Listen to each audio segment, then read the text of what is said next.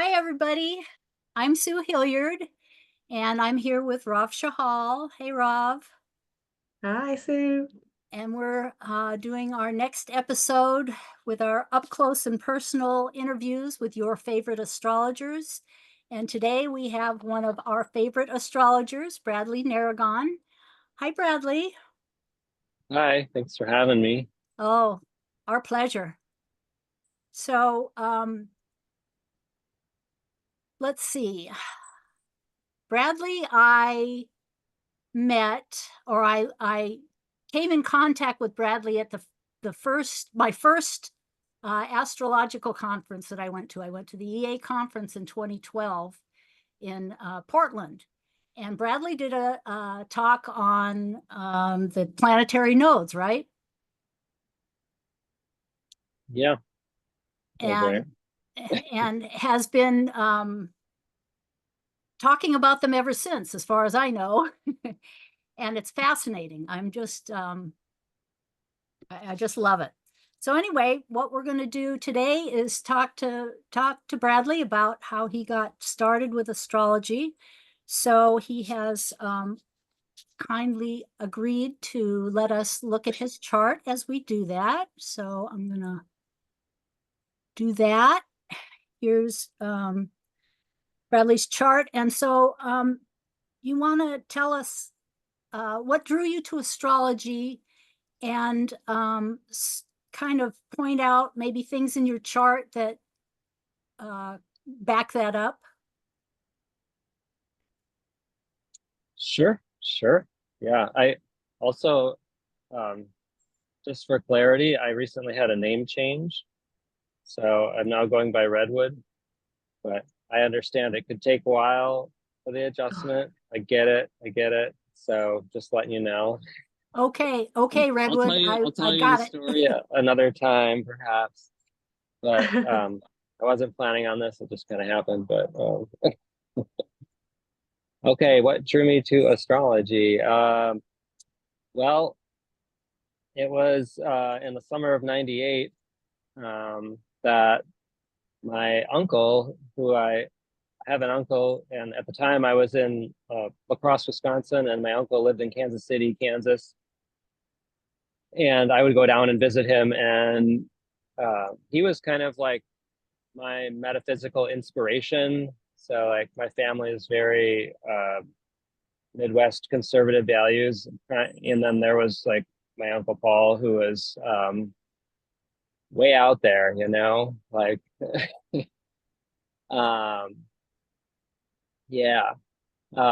And so we would go down and talk, and he would tell me, it was just like, he's a Sag rising. I guess you could see in my chart, I have Neptune and Sag in the ninth house. So I was definitely always like looking for the big picture of meaning of life, right? And anyway, that summer he took me to an astrologer psychic person. So I guess they did both. We had the wrong birth time. It was interesting. It was kind of weird, to be honest with you. I was thinking of this lately, and like sometimes people, when they first encounter astrology, sometimes it's almost like they don't know what to think of it, or it doesn't click right away.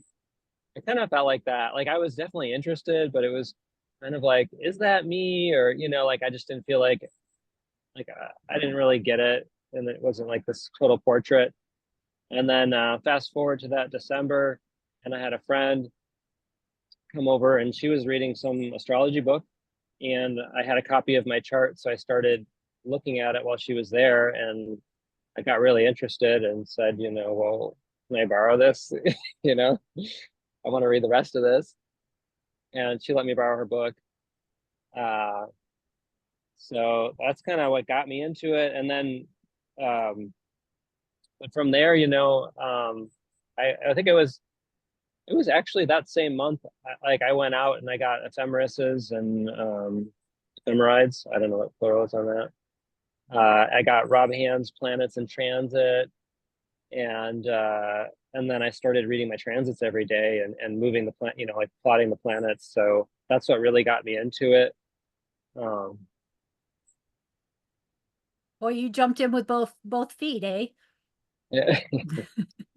doing the calculations and Yeah, well, that's kind of how I got into the artwork too, because like it didn't, it was like uh, it was just kind of like what am I looking at? Like how do I understand this? And like the only way that made sense was I glued a little cork ring on a piece of wood and painted the signs really, around there, and it was pretty rough and fast, very like Aries South Node style, and had like those little pins that you put posters up, and I had a little fine tip Sharpie and put the glyphs on them tiny. But I had all the degrees, and so I moved them all, and I had, like two sets of pins, one for mine and one for the transits. So um obviously I didn't have a computer or you know, but that's very um creative. I just had to see it, and like, and so each day I would like look in the ephemeris and move things, and because like when you move them every day by hand, you get real fast, you get really used to how fast they move. You're like, oh, Mercury moved almost 2 degrees today. It does that sometimes, like kind of stuff like that. So, Wow. Bradley, how did you then, because I guess I assume you started to look at the patterns that were happening with against the transits, right? So if Mercury, like if certain a big transit that happened, would you be like interlaying it with your life in terms of how you experiencing it physically? I mean, that was the crazy thing. I thought was because it was all, I mean, it was all new. I don't know if I'm getting the question right, but like there was this one time where um that day I was like downtown and I was like running on the street like randomly, and I almost ran into a metal like signpost. It was a close call. And then when I came back, it was like some kind of like, it was maybe like a Mercury Mars square or something. I don't remember which was squaring which, but it was really uncanny. And it was down to the, like the exact moment of the hour that it had happened.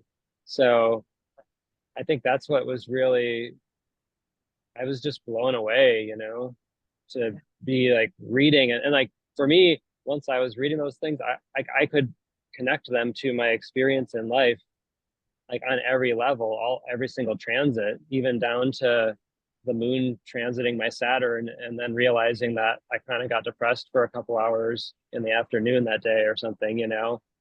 But kind of having a new lens to think about that with, like what was actually going on.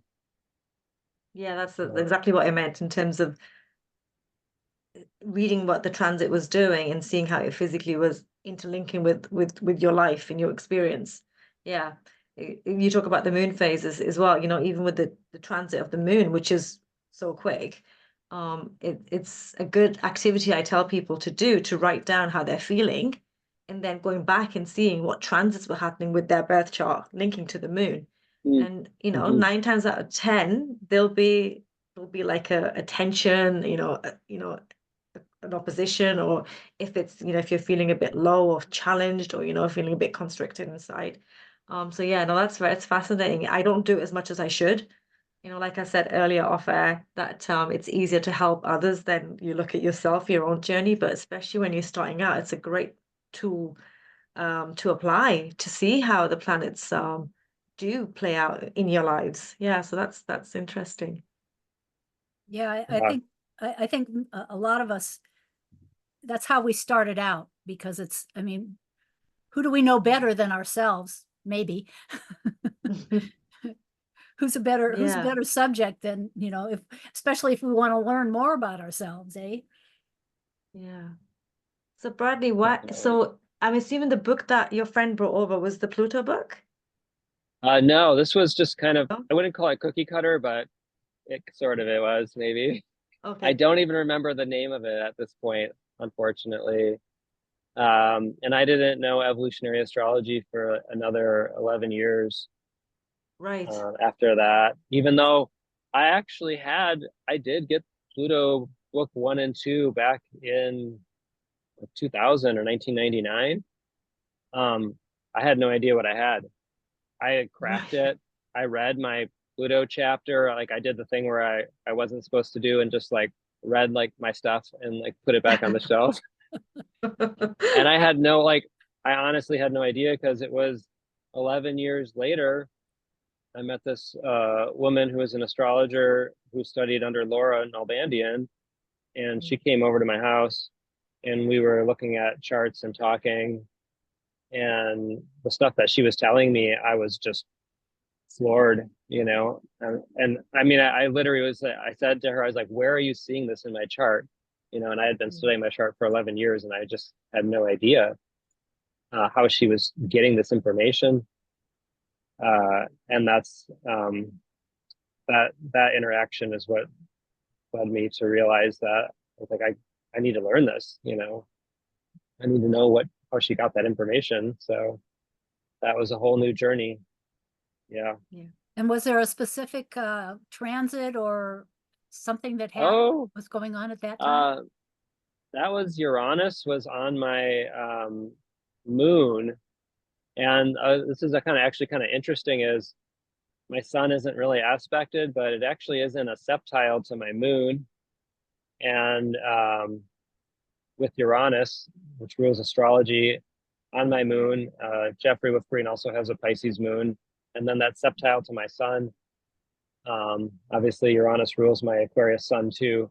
And, I looked online where to study, and the School of Evolutionary Astrology had just kind of launched its new website, and with Deva, now stepping into a prominent role. And when I kind of realized that was what looked like the root or the heart of the teachings, that's when I was like, that's why I need to go to the source on this. So that was the start of, then I think I read Pluto book 1 for like 15 months straight, like just carried it around every day. You can reread it and you pick up something, a slight different nuance that you haven't picked up before. I agree with you. They're both so, I call them magical books. Just for me, it was like, whoa. It is sort of like, whoa, like Pluto can do this. And when you link it to your birth chart, you're like, wow.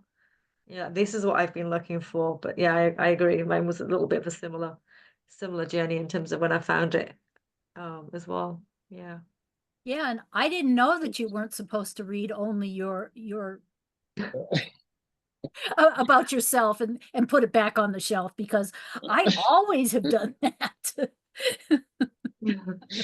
Yeah. No, I have to admit, I think he writes about that. Yeah. I think whoever kind of picks up that book, of course, you're looking at it for yourself. You're looking for answers. I believe I also read the Pluto and Libra chapter, then went, whoa, this makes sense. Then went back to the beginning to read the whole book. But yeah, of course, you're like, let me figure out my story first. So Bradley, in your practice, I know that your first talk at the EA conference back in 2011, the first one was on planetary nodes. Can I ask what drew you like specifically to the planetary nodes? I know personally why it would be, but just for the audience that's listening. Sure. Yeah. So yeah, I was on the message board, and I think that's how I got introduced to them, through like Brad on one of the old message boards, the last incarnation. And so we started working with the planetary nodes on there, and I put them in my own chart. I started using them and putting them in charts, right? And the thing that was confusing about me was how they moved. Like, I just didn't understand their movement, and I would be asking questions, and I realized that other people didn't understand their cycles of movement necessarily by how they were responding to my questions. And so then it was kind of like me, like, kind of similar, where I was like, I have to like glue this cork ring and move these things around. That's kind of how it was with the planetary nodes, because it was just like, I just don't get it, like what is going on with these things. And so then I plotted them every day of the year, their movement. And I just was like, okay, this day they're here, this day they're here. I just went through. And then that's when I was like, oh, they go in this annual cycle.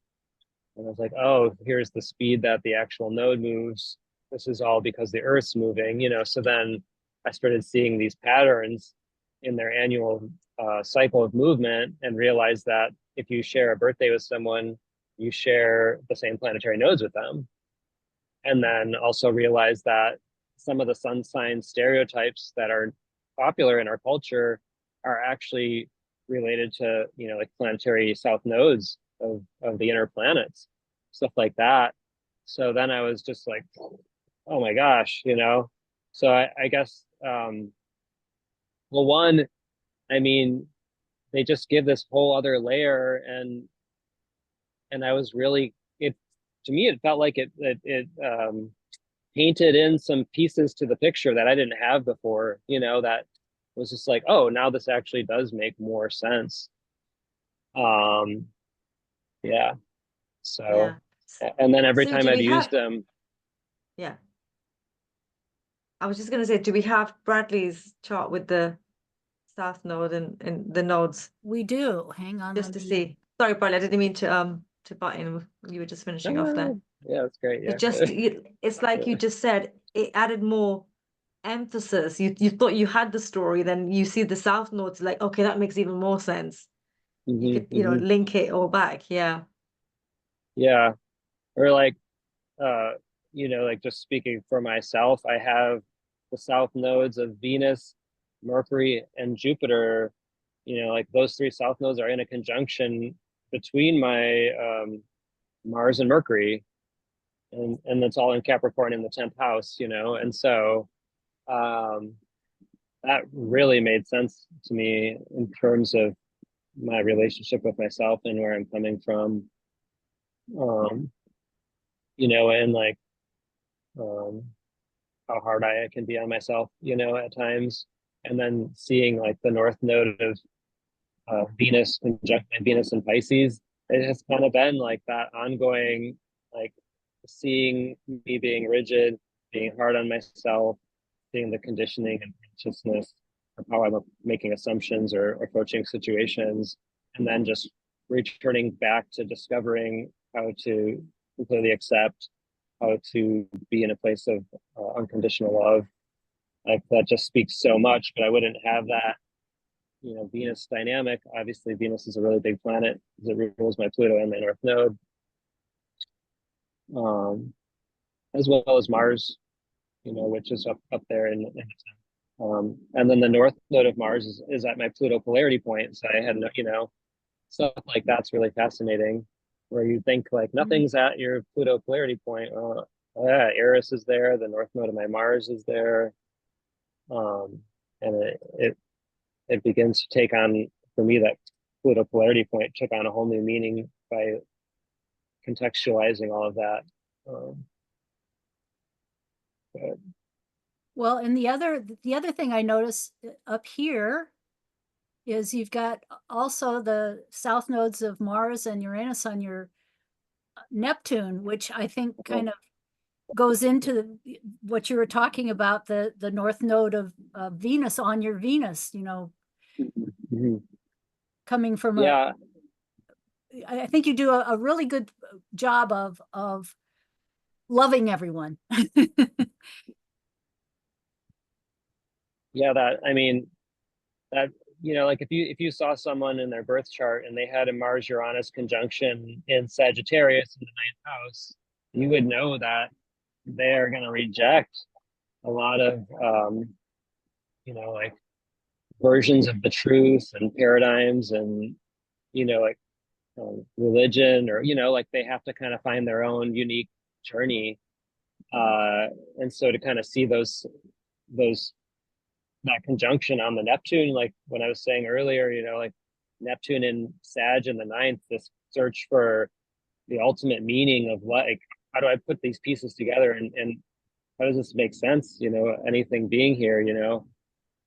So when you throw in that those south nodes, you can kind of see that kind of like already kind of going outside the box of the conventional ways of viewing life itself, and also probably having used astrology in previous lifetimes with that signature, right? Yeah. Yes. And you're also an artist. Yep. Yes. Very much so. Yes, and yeah, I have too many thoughts coming in at once. One is that you're always posting artwork, and it's astrology. A lot of times it's astrology related artwork, and you also did a was it a year-long daily planetary node positions? Oh yeah, I have a slideshow for all 365 days of the year. Yeah. And Is that- did you make it into a video? Were you? You know, I need to do a separate video for that. It's something I've always wanted to do, and then once I should get that out there as a resource. Thank you for reminding me. Yes, because I mean, well, you've done presentations for EA Zoom meetings before, and went through the daily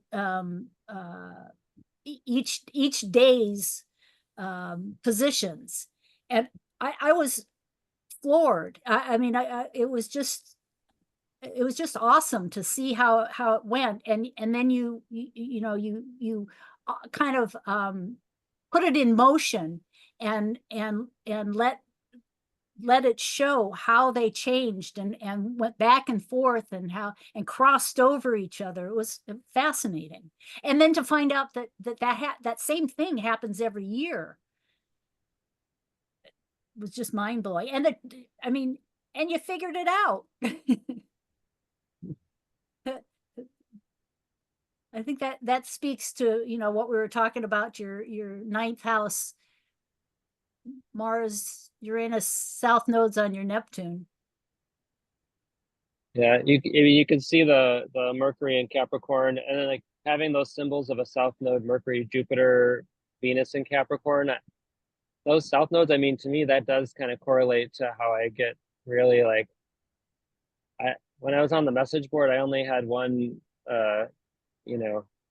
spotty moment with Rad, where I think he got upset with me because I didn't get thrown off the board or anything, but I kept pushing for an answer about the ages and sub-ages, because like I'd gotten different information like the whole time, and like I was really trying to be like, which one is it? Like it was very Capricorn, like I wanted to know like which one. Give me the conclusion, It does kind of make me think of that a Jupiter Capricorn 2 kind of dynamic of just like, it's got to be one of them.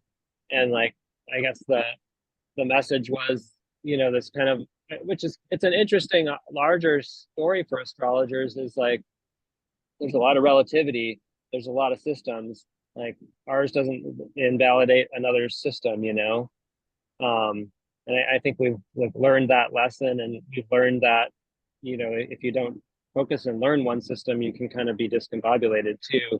Like I'm not going to claim to know the strength of my Mercury in Vedic astrology, but yeah, I was really pushing to know there, and Brad let me have it, but that conversation was over.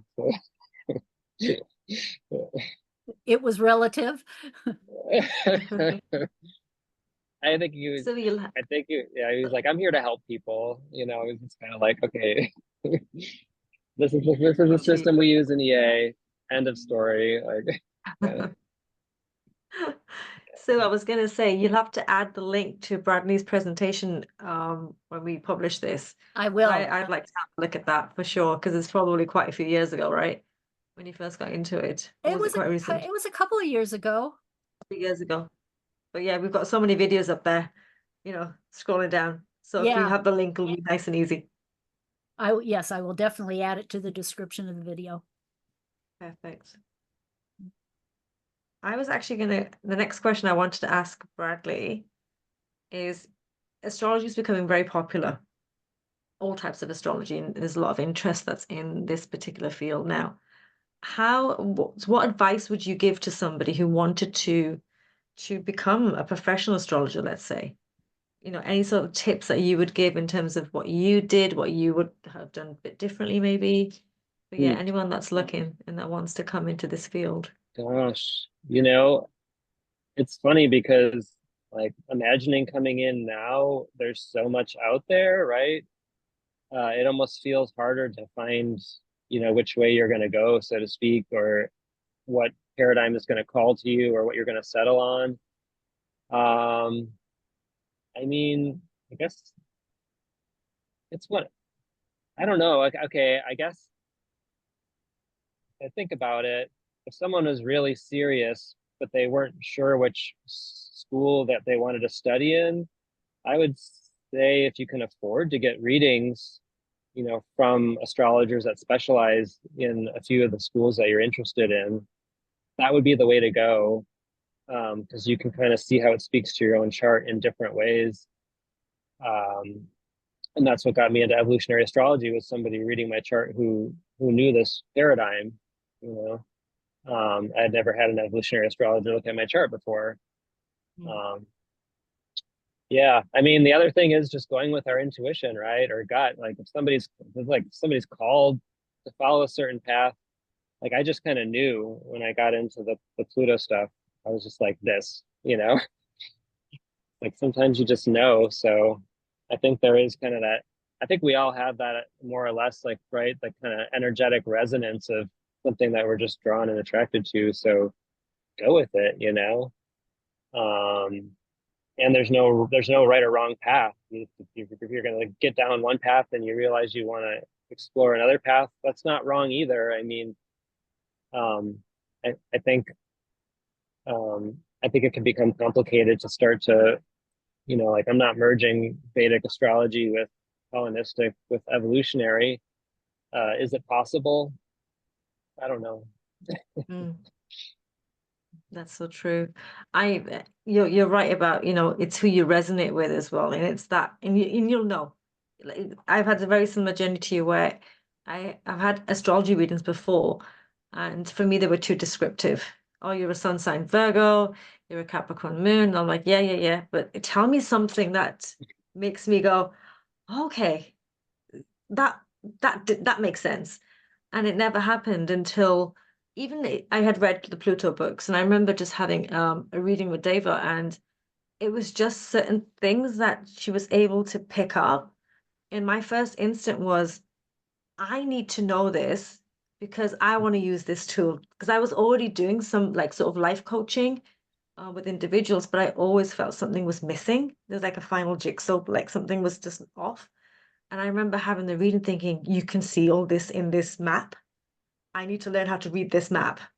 And yeah, that's when I just knew. And yeah, for me, evolutionary astrology has worked and it works. But I've read a lot. I have a Neptune Sagittarius, the same as you, but in the third house. So I've always been, it's ruled by actually Scorpio. So it's always about, I need information that's deep, that gets to the bottom line, that can figure things out.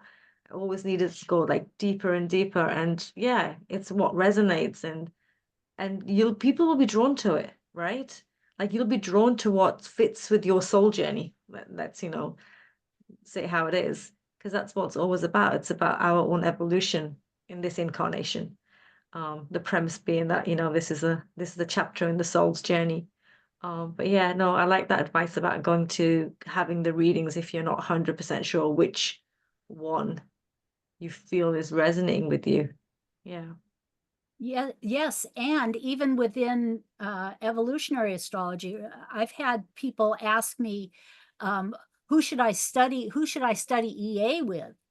And I say, well, we have a lot of videos on the channel. Just start watching the videos, and if somebody, you resonate with somebody's style, then talk with them. So yeah.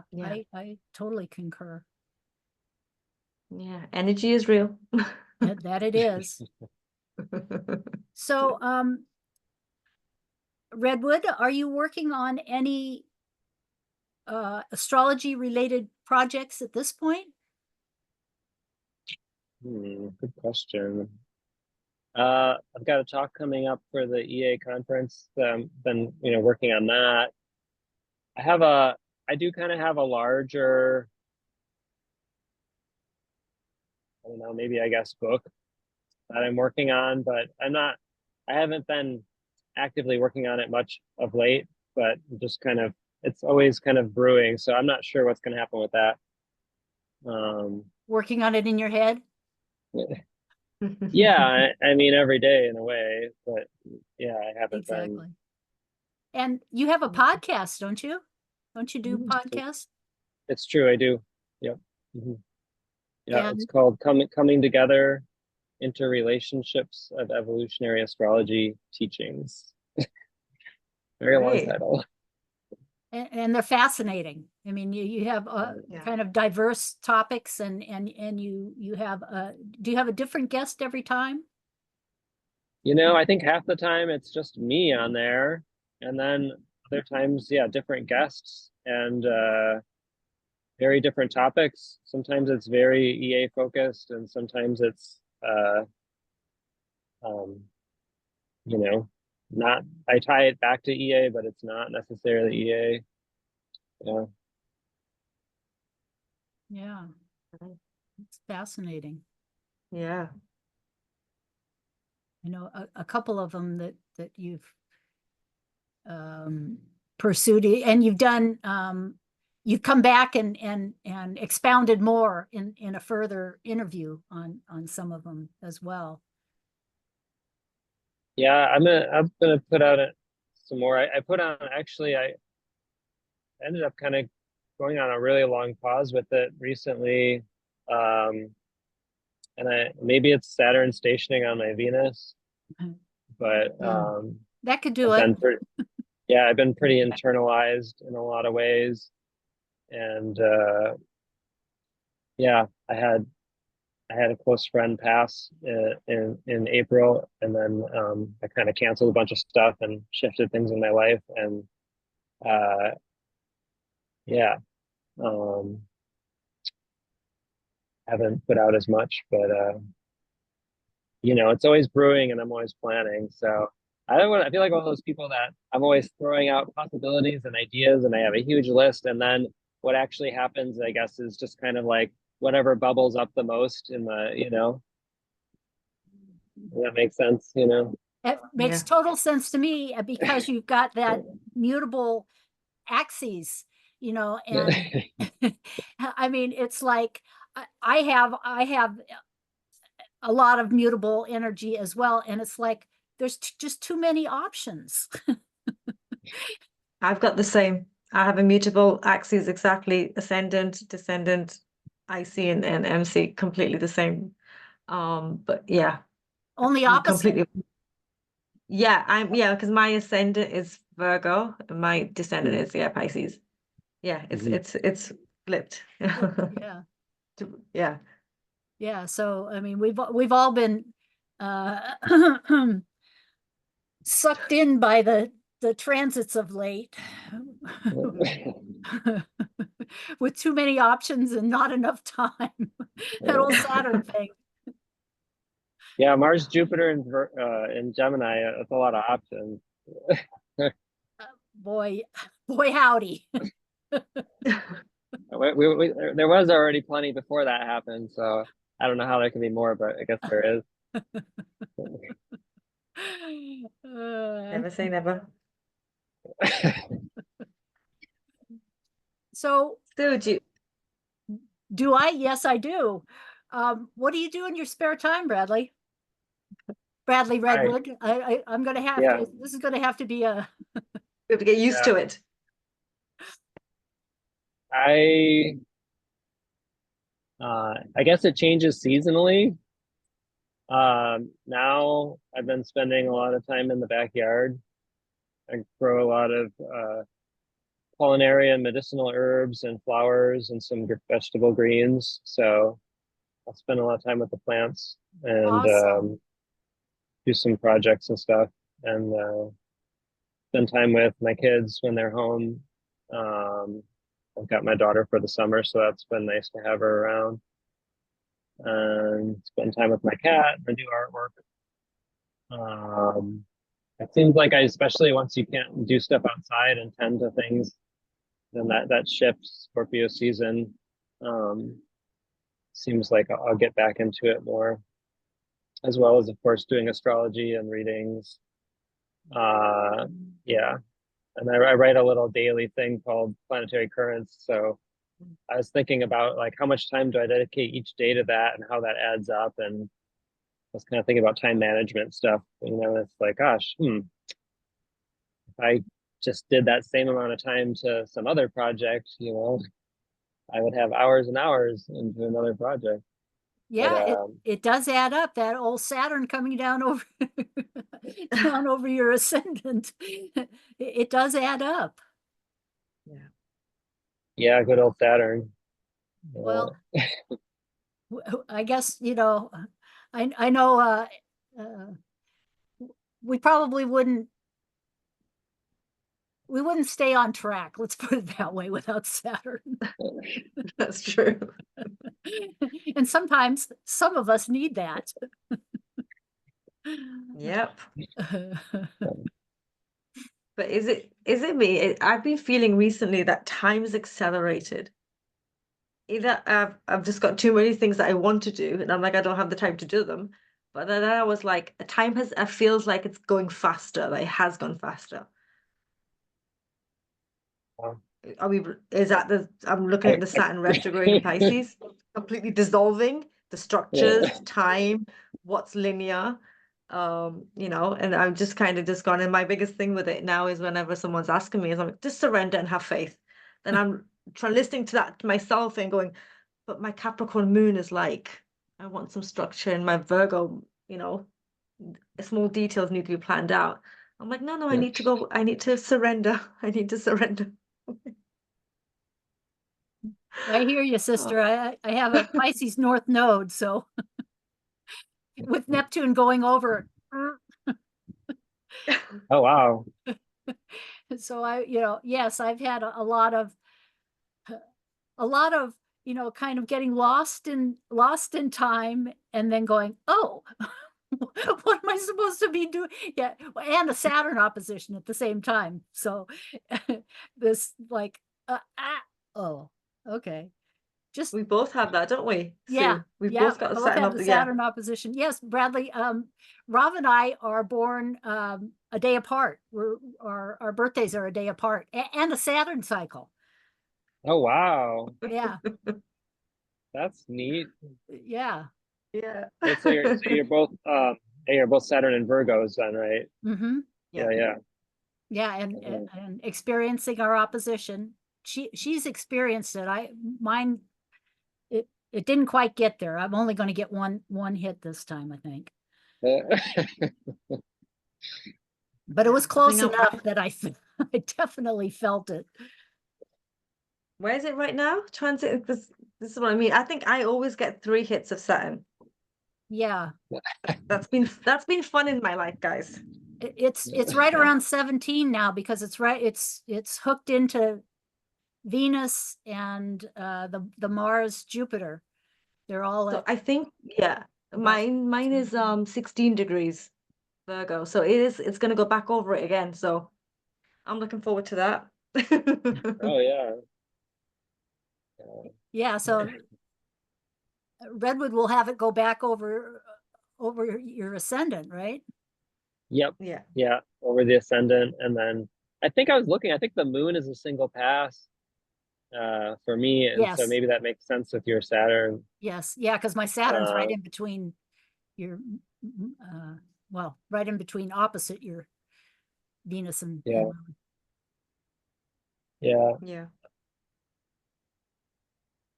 I guess the Venus is technically. So we're both sandwiched with your opposite your Venus and your moon. That's my daughter's moon Jupiter is in Virgo, right opposite over there too. Oh, wow. Yeah, definitely. And definitely, I've definitely had a lot of people with that Pluto Uranus, in Virgo in the opposition. Interesting. Yes.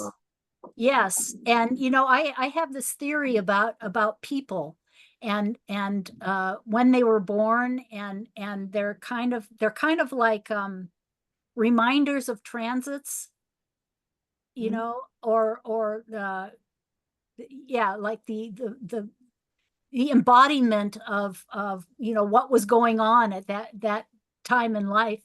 And it seems like sometimes when people come into my life, I end up going back, that are younger than me. I end up going back to that period of time and kind of examining it. It's Hmm. Yeah, that's fascinating. I guess that's what happens as we age. It's like I met someone recently and I looked at their chart and I was like, oh my gosh, this was when I got into astrology, you know? Yeah.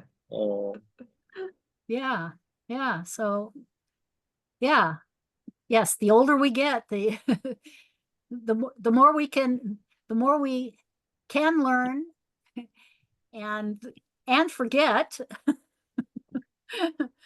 but also the more, I think I have come to the conclusion that I'm never going to stop learning. We've had this discussion before, huh, Rav?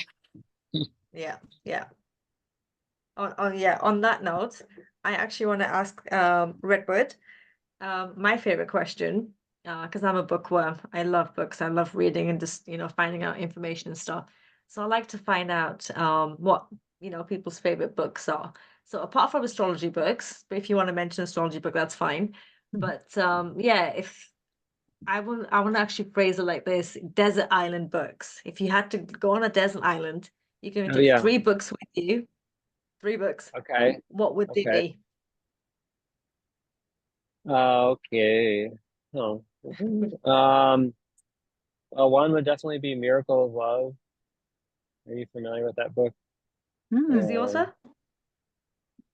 Miracle of Love it was compiled by Ram Dass, and so Hmm. it's a it's it's a compilation of all these stories about Neem Karoli Baba. So Yes.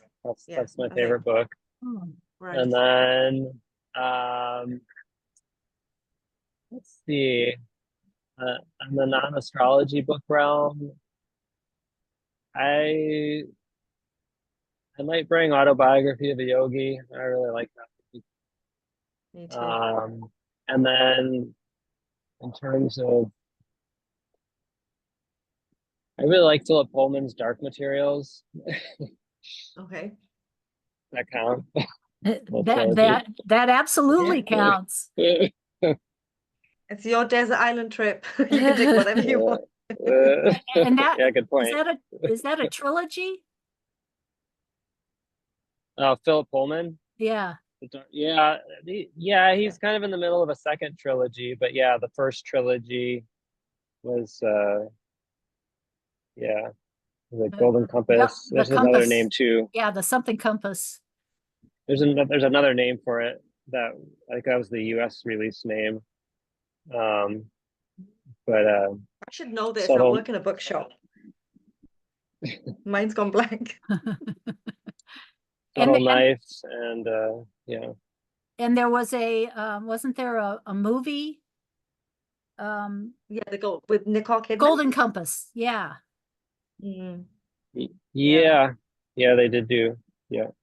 Mhm. Yeah. Oh, I've actually not read any of his. I tend to venture more towards nonfiction, though I've never read H.G. Wells. Why then the books and they're going straight out of my head. But like Mercury War of the retrograde. World. Yeah, like seriously. But no, I'm like, if I want to learn something, I want to read nonfiction, but fiction is very rare. But when I do go down, it has to be something that kind of pulls me in, mystical, magical, kind of different to this realm. So I'll have a look at those ones Well, actually. yeah, his darker Um, materials definitely. Yeah, worth it. I think the main city is Oxford in there, Okay, not far from me. but it's in another Earth. But anyway, yeah. That wouldn't surprise me. Good stuff. And you do a lot of reading and study of Ram Dass. Oh yeah, I did get Ram Dass's autobiography. That's a really good book. I was thinking about rereading that. Yeah. Yeah. Yeah. Bradley and I did an EA Zoom meeting where we picked, how did we do it? We picked people with, I can't even remember what the premise was to begin Yeah, with. the original concept was that in our EA world, that we weren't really looking at progressions so much, and so we started with this idea of looking at the progression of the nodal rulers. Right. And because if you have the Libra Aries nodal axes, you've got a lot of potential movement by progression over a lifetime, and so that was kind of the start of that. Yeah, And it was just a general nodal ruler progression of the nodal rulers, and we ended up both picking people with the same Aries Libra nodals nodes, and only they were reversed, right? Yeah, they were reversed. that sounds right. Yeah, and Redwood picked Ram Dass, and I did Tina Turner. And that was fun. Again, Sue, add the link. Yeah. I will watch it. Okay. Add the link to that. I will definitely check that one out for sure. Yeah, I really enjoyed doing that. Is there anything else besides your name change that we didn't know about you that you would like our audience to know? I do have a new website under my new name. So I haven't taken down the old one yet, but Okay. I'm really excited about the new one, which is just redwoodnaragon.com. Okay. So is it yeah. artwork or astrology or all of the above? I'm gonna have an online store on there. Okay. And it talks about my astrological services and like a little about me, and I started a blog. It's very fledgling, but I think one of the things that I struggled with was like how do these two worlds come together? And so the homepage just says the journey of consciousness through art and astrology. And so kind of like seeing that they're never really separate for me, and that this journey of consciousness is with both things, So so yeah, I'm still kind of feeling, and I have like a little some like future vision statements on there, things that I'm really inspired to do that we didn't talk about today, but like maybe someday I'll get to do this kind of thing. So yeah, well, we have plenty of time if you want to give us a preview, Yeah. Well, I think there in the past I have done like I have gone into schools before, especially when my kids were younger, but even before that a couple times, or I've led public group paintings before, like big street murals and stuff like that. Oh, fun. And doing mandalas on the streets with permanent paint. So I'm interested in like I don't know, like getting some kind of like the crossover of art and astrology, or working with kids in that way is inspiring to me. And so I've been kind of thinking about how I could do that someday again. Also like like larger group paintings and murals and bigger projects. That kind of stuff sounds fun to me a lot. And I haven't been doing that. So we'll see, I've got a lot of different I think like a diversity of things, that mutable diversity. Like, sky's the limit. I can imagine so many possibilities, but yeah, beyond doing readings and teaching and working on other projects and doing art and stuff. Like maybe like I was at the astrology conference and somebody had this idea. They said, "Do you ever do an art workshop?" And I was like, "I've never thought about that." And since I do kind of focus on the astrological mandala, it got me thinking of maybe, like 20 years ago, it seemed like that wasn't really happening. And now it seems like there would probably be people interested, like stuff I just haven't even conceived of is possible. So just continuing to try to stay open to what the universe is guiding me towards. Awesome. So the conference you're talking about was NORWAC, I take it? Yeah, I was up at NORWAC again. Yeah, where you always bring your a lot of your astrological goods, and your store. I know you mentioned the pushpin cork boards. Do you still make those and have them in your online store, or is that? I have a few, and I will post a few online eventually. I haven't been making any recently, but I have like in progress ones. So, I will again. Yeah. But yeah. So many irons in the fire. Yeah. Oh, that's beautiful. That school idea you've had with creativity and stuff, that's your sun in the 11th house in Aquarius. That innovative, something different, but, focusing on the creative power that we all have. And working with kids is amazing because they're so imaginative at that age, that first 7 years. They speak about the kids' imagination and just setting the stage for them to be creative at that age. It just sets them up for life, and that's beautiful. So yeah, I'm sure that will kick off. Sounds wonderful. Yeah, I think I've shared this before. I don't remember where, but like I think like even though I didn't know astrology at a young age, in second grade, we had a thing on the wall and it was like the seasons, in a circle and how they like go in a cycle. And like that just like always stuck in my head, just kind of like that. So like introducing more of that conceptual, cyclical, into consciousness at an earlier age. I think it just sinks in too sometimes, but stuff like that. Yeah. Beautiful. And one other thing I also remember, you also have t-shirts for sale, right? I know you had some Mercury t-shirts and yeah, I got Hermes here. Yeah, that's what reminded me. I was Wow. Yeah, I'm gonna have some t-shirts and get posted up there, and yeah. Well, Gotta sounds get like my merchandise back online for in a closet. As we talk about it, we're giving you all kinds of tasks, right?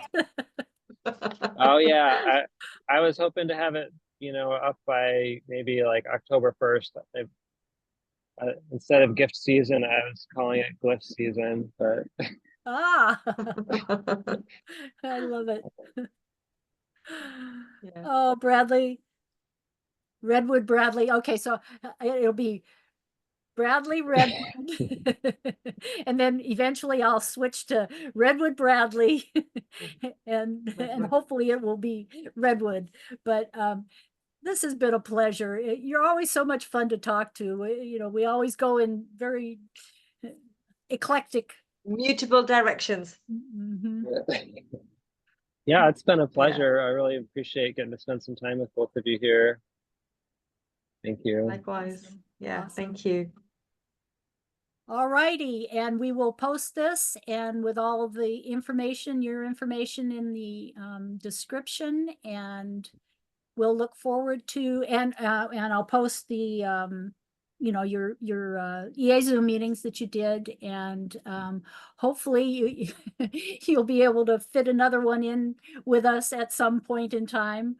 I know you're busy, and I love it. That'll be fun. Maybe we can do another one together. Yeah, we were gonna do. I think we were gonna do Aquarius Leo nodes, I think. Oh yeah. All right. Okay. Yeah. Do that. Yeah. Okay. We'll put it on our I'll respective put it out there. list. Looking for a chart. Exactly. Thank you. Thank you.